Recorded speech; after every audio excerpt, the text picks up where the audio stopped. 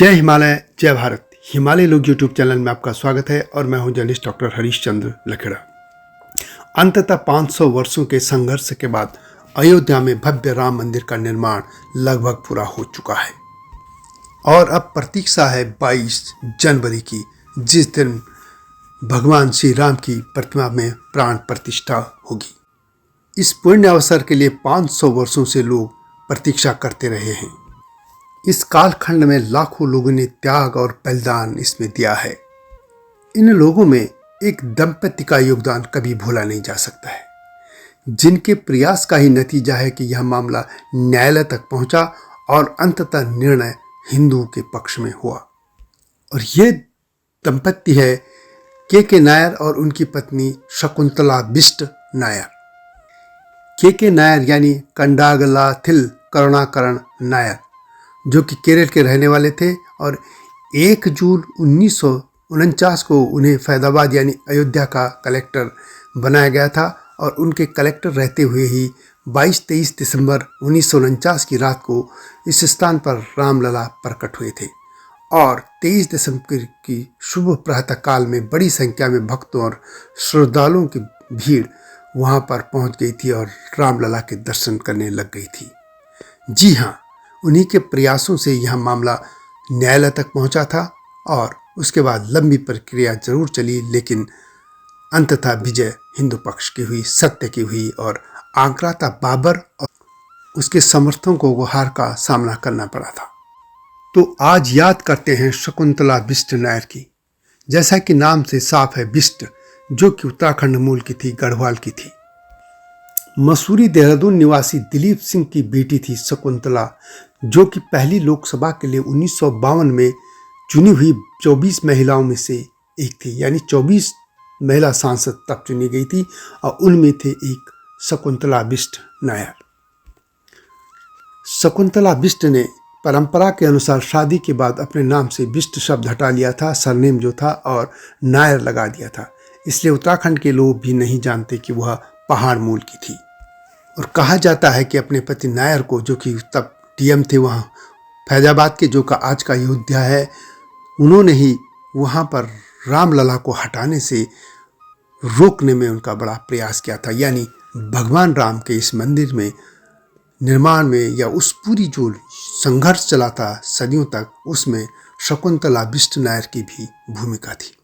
और आप जानते होंगे कि तत्कालीन प्रधानमंत्री पंडित जवाहरलाल नेहरू, उत्तर प्रदेश के मुख्यमंत्री गोविंद वल्लभ पंत और प्रदेश के गृह मंत्री लाल बहादुर शास्त्री ने नायर से राम मंदिर में प्रकट मूर्तियों को हटाने के लिए कहा था, लेकिन उन्होंने साफ मना कर दिया था। ऐसे थे के नायर, और यह कह सकते हैं कि के नायर गढ़वालियों के दामाद थे। उनकी पत्नी शकुंतला बिष्ट नायर का जन्म 1926 हुआ था, महीना था जनवरी। वे पहली लोकसभा के लिए संसद यानी लोकसभा के लिए चुनी गई थी। वह जनसंघ व हिंदू सभा के उम्मीदवार के रूप में उत्तर प्रदेश से लोकसभा सदस्य रही। उन्होंने बिनवर्ग गर्ल्स हाई स्कूल मसूरी से पढ़ाई की और वहीं पर सिविल सेवक के तौर पर शिक्षा ले रहे थे, यानी ट्रेनिंग कर रहे थे के नायर। वे ICS अफसर थे, यानी आज के IAS। और जो लाल बहादुर शास्त्री एकेडमी है बाद में जिसका नाम पड़ा, यानी जो प्रशासनिक अफसरों को या जो IAS अफसर जो आज के हैं उनको प्रशिक्षण मिलता है, वो संस्थान मसूरी में था, जिसका नाम बाद में लाल बहादुर शास्त्री एकेडमी कर दिया गया। उसी में वे ट्रेनिंग ले रहे थे और वहीं दोनों की मुलाकात हुई थी और बाद में 1946 में दोनों ने शादी कर ली और यह शादी हुई थी 20 अप्रैल 1946 में। इस तरह शकुंतला बिष्ट अब शकुंतला नायर बन गई थी।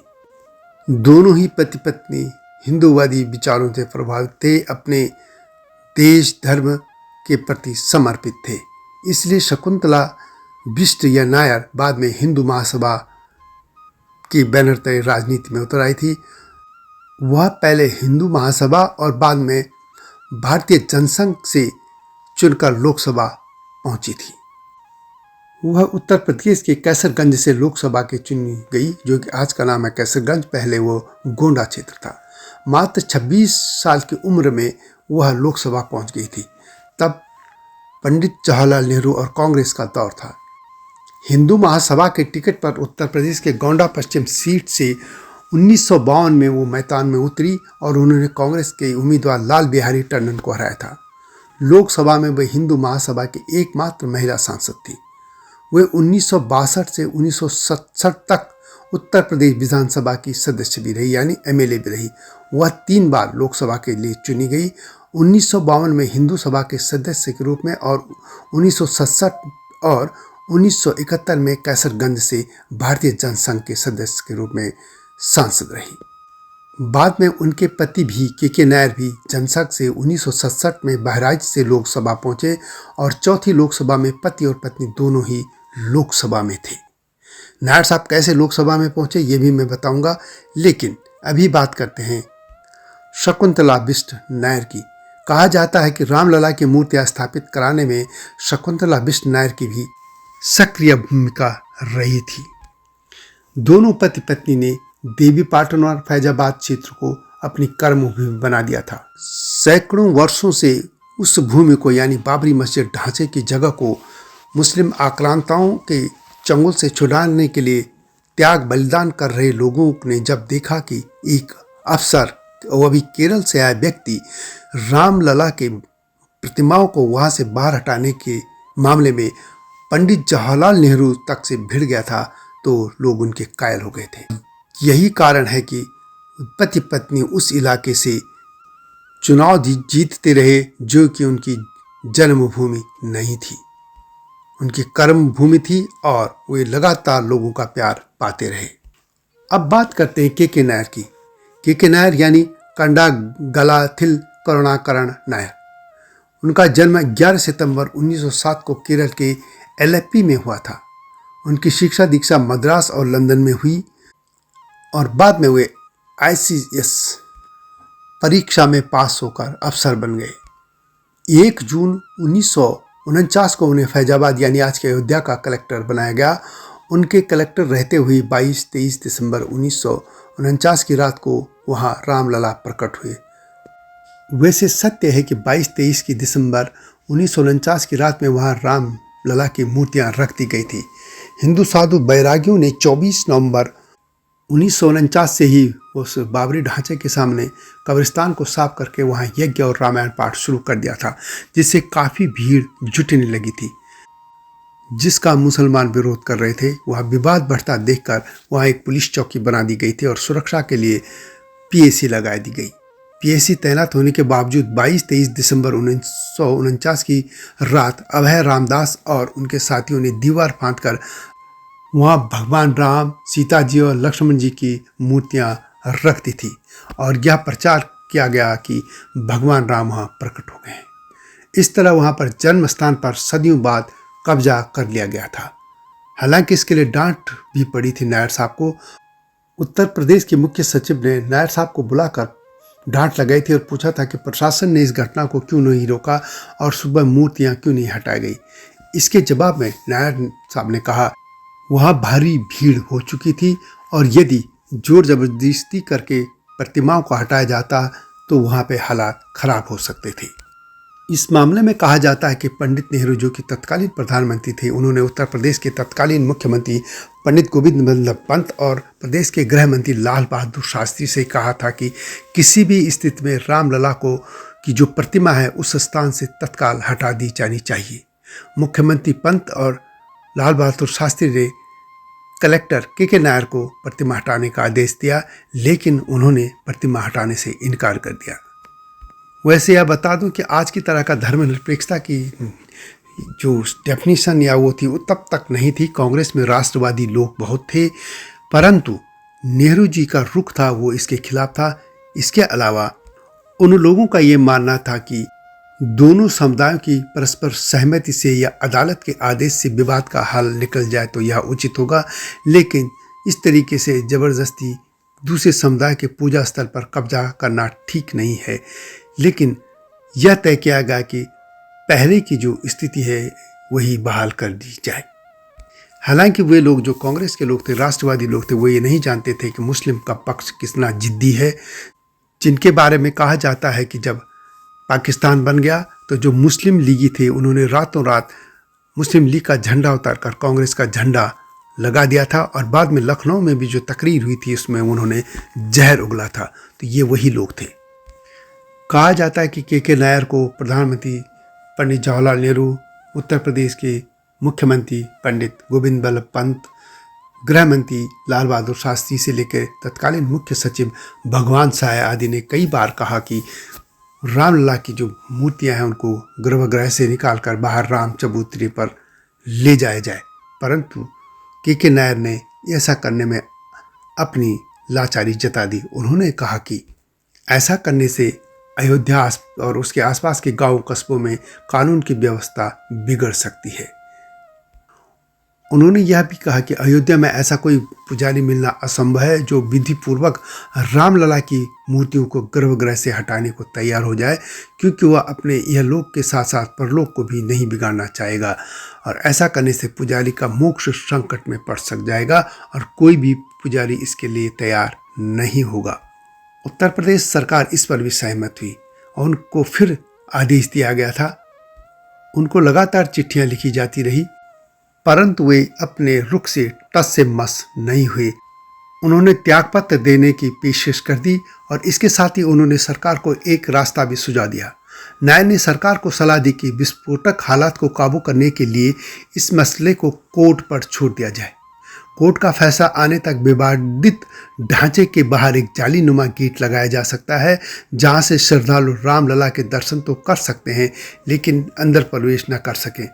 रामलला की नियमित पूजा और भोग लगाने के लिए नियुक्त पुजारियों की संख्या 3 से घटाकर 1 की जा सकती है और विवादित ढांचे के आसपास सुरक्षा का घेरा सख्त करके उत्पातियों को वहां पटकने से रोका जा सकता है। इस पर पंडित नेहरू और पंडित पंत ने दोनों ने ही नायर का इस्तीफा स्वीकार करने के बजाय उनके सुझावों पर अमल कर दिया था। इस तरह रामलला की मूर्तियां बाबरी मस्जिद के गर्भगृह में रह गई और उस विवाद के बीच बढ़ गए, जिससे कि मामला अदालत में चला गया और फिर जिसके आंदोलन से भारत की पूरी राजनीतिक और सांस्कृतिक परिदृश्य ही पूरा बदलता चला गया। यह भी कहा जाता है कि उन्होंने पंडित नेहरू तक से यह कह दिया था कि प्रतिमा किसी ने रखी नहीं है, रामलला का प्राकट्य हुआ है और जब रामलला का प्राकट्य यानी वो प्रकट हुए हैं तो उसने हट पाना संभव नहीं है। कहा जाता है कि पंडित नेहरू ने ICS अफसर नायर से कहा कि तुम्हारा ट्रांसफ़र कर दिया जाएगा, तो नायर ने कहा कि इसमें कोई दिक्कत नहीं है, ट्रांसफ़र जरूर कीजिए, लेकिन मैं जाऊंगा काशी या मथुरा और कहीं नहीं जाऊंगा। और यह सुनकर नेहरू भी चिंतित हो गए थे, परंतु नायर किसी की बात सुनने को तैयार नहीं थे। अंततः उनको सस्पेंड कर दिया गया। उन्होंने अपने निलंबन को इलाहाबाद हाईकोर्ट में चुनौती दी और उनका निलंबन उच्च न्यायालय ने निरस्त कर दिया। नायर ने आगे की नौकरी करने से भी इनकार कर दिया था और उन्होंने स्वेच्छा से सेवानिवृत्ति ले ली थी। 1952 में उन्होंने इलाहाबाद उच्च न्यायालय जो है यानी हाईकोर्ट है वहाँ पे वकालत शुरू कर दी। बाद में नायर ने भारतीय जनसंघ की सदस्यता ली और 1967 में वे बहराइच से भारतीय जनसंघ के टिकट पर लोकसभा के लिए चुने गए, जबकि उनकी पत्नी शकुंतला नायर कैसरगंज से सांसद चुनी गई। यहाँ तक कि उनका ड्राइवर भी विधायक चुना गया था, क्योंकि उनकी जो भगवान राम के मंदिर को लेकर या उनकी प्रतिमाओं को लेकर उनका जो स्टैंड था उससे पति पत्नी और यहाँ तक कि उनके ड्राइवर के प्रति भी उस क्षेत्र के लोग कायल हो गए थे। और यही वजह है कि उन लोगों ने उन्हें भारत की सर्वोच्च पंचायत में चुनकर भेजा था। नायर मूलतः केरल के लोग होते हैं और वे क्षत्रिय जाति में आते हैं। नायरों को लेकर कहा जाता है कि वे केरल के शासक कुलीन और योद्धा समुदाय से थे और यह भी कहा जाता है कि वे नागवंशी हैं। नायर समुदाय के जो अन्य सरनेम हैं उनमें मेनन, पणिक्कर, कुरु, पिल्ले, नंबियार, थम्बपी और उन्निथान आदि शामिल हैं। और सबसे खास यह बात है कि उनमें प्रतिसत्तात्मक प्रणाली रही है। कहा जाता है कि नायर साहब को उनके रुख पर अडिग रखने के लिए या उसमें मदद करने के लिए जो भी श्रेय जाता है वो उनकी पत्नी शकुंतला बिष्ट को जाता है। तो ये थी गाथा शकुंतला विष्णु नायर और के नायर की गाथा, जिन दंपति के कारण भगवान राम के मंदिर के निर्माण का रास्ता खुला। हिमालय लोग इन दोनों को श्रद्धा सुमन अर्पित करता है। वीडियो कैसे लगी कमेंट में अवश्य लिखें। इसको शेयर भी कीजिए, लाइक भी कीजिएगा और मेरे 2 अन्य जो चैनल हैं HCL न्यूज और धर्म बुक, दोनों को भी देखिएगा। मिलता हूँ नए विषय के साथ, तब तक जय हिमालय, जय भारत। हिमालय पे पेड़ हो तो गीत गाएंगी नदियाँ, गीत गाएंगी नदियाँ।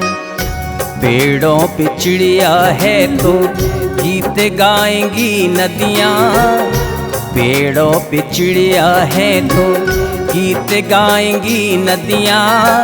माँ की लोरी जैसे होते हैं नदियों के गीत।